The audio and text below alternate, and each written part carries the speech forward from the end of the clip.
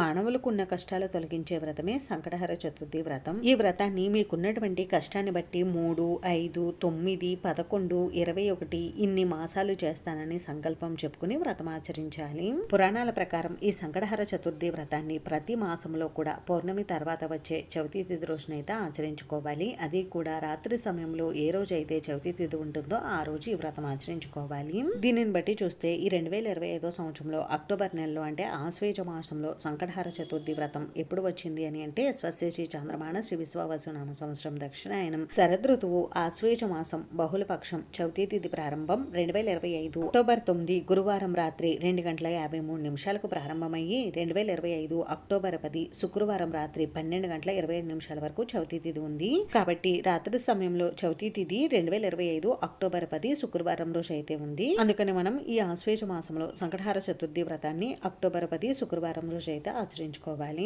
ఈ రోజు ఉదయం స్వామివారికి ముడుపు కట్టుకుని పూజ చేసుకుని సాయంత్రం వ్రతం అయితే ఆచరించుకోవాలి. ముడుపు కట్టుకోవడానికి పూజ చేసుకోవడానికి శుభ సమయం వచ్చేసి తెల్లవారుజామున 4:19 నుండి ఉదయం 8:18 లోపు మీరు స్వామివారికి ముడుపు కట్టుకుని పూజ చేసుకోవచ్చు. ఒకవేళ ఈ సమయంలో కుదరకపోతే ఉదయం 9:07 నుండి 10:30 లోపు మీరు స్వామివారికి పూజా కార్యక్రమం అయితే నిర్వహించుకోవచ్చు. ఇంకా సాయంత్రం సంకటహర చతుర్థి వ్రతాన్ని ఆచరించుకోవడానికి శుభ సమయం వచ్చేసి సాయంత్రం 5:42 నుండి 7:18 లోపు మీరు స్వామివారికి వ్రతం అయితే ఆచరించుకోవచ్చండి. ఇంకా స్వామివారికి వ్రతం ఆచరించేటప్పుడు పూజా పీఠాన్ని ఏర్పాటు చేసేటప్పుడు భువనేశ్వరి పీఠం అని చెప్పుకుని పీఠం ఏర్పాటు చేసుకోవాలి. స్వామివారికి పూజ చేసేటప్పుడు వక్రతుండ మహాగణపతి అనే నామం చెప్పుకుని స్వామివారికి పూజా కార్యక్రమం అయితే నిర్వహించుకోవాలి.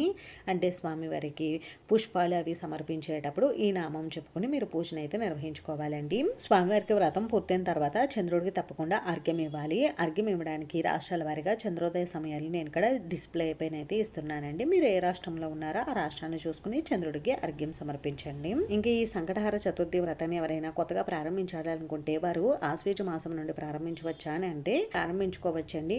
ఆశ్వేజ మాసం మనకి శుభమాసమే కాబట్టి ఈ మాసం నుండి ప్రారంభించుకుని మీరు ఎన్ని మాసాలు ఈ వ్రతం ఆచరించుకోవాలనుకుంటే అన్ని మాసాలు ఈ వ్రతం అయితే చేసుకోవచ్చు.